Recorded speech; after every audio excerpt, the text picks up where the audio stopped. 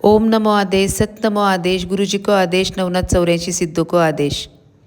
जर तुमच्या मुलांची प्रगती अचानक थांबलेली असेल, मुलं तुमचं ऐकत नसतील, अभ्यासात लक्ष लागत नसेल, 10वी 12वी स्पर्धा परीक्षा देऊनसुद्धा रिझल्ट येत नसतील आणि तुम्हाला जर वाटत असेल की मुलांवर कुणाची तरी बाहेरील बाधा, दृष्ट किंवा नकारात्मक प्रभाव झालेला आहे, तर हा व्हिडिओ शेवटपर्यंत नक्की बघा।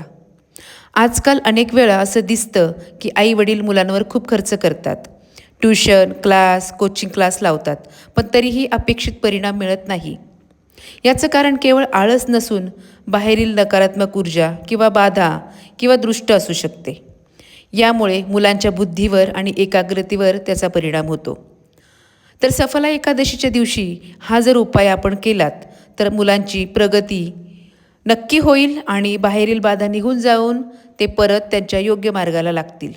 हा उपाय करण्यासाठी आपल्याला एक पांढरा रुमाल घ्यावा लागेल, त्यामध्ये एक पांढरा पेपर घ्यावा लागेल, त्यावर थोडं मीठ, 11 अखंड लवंग फूल असलेल्या, 11 काळी मिरी, 7 विलायची, 3 तेजपत्ता,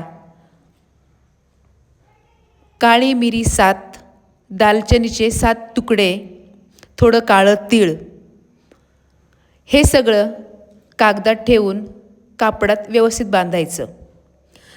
तुमचा मुलगा किंवा मुलगी असेल त्याला समोर बसवून त्याच्यावरून हे 11 वेळा उलट्या दिशेनं उतरवायचं। उतरवताना हा मंत्र म्हणायचा, ओम नमो भगवते वासुदेवाय, ओम क्रीम कालिकाये नमः किंवा ओम श्री काळभैरवाय नमः।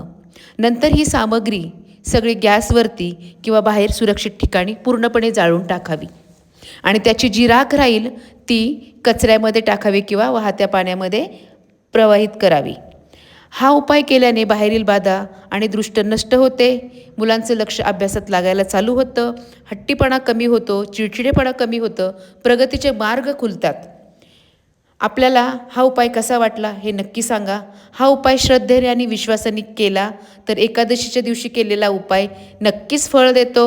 आपण अजूनही आपल्या या चॅनलला सबस्क्राईब केलं नसेल तर सबस्क्राईब करा, लाईक केलं नसेल तर लाईक करा, शेअर करा, कमेंट करा आणि तुमच्या त्या जवळच्या नातेवाईकांना नक्की शेअर करा ज्यांची मुलं प्रगती करत नाही आहेत किंवा अभ्यासामध्ये लक्ष देत नाही आहे, सारखे मोबाईल बघतात, मुलं चिडचिड करतात, हट्टीपणा करतात, तर त्यांना द्या आणि नक्की कळवा।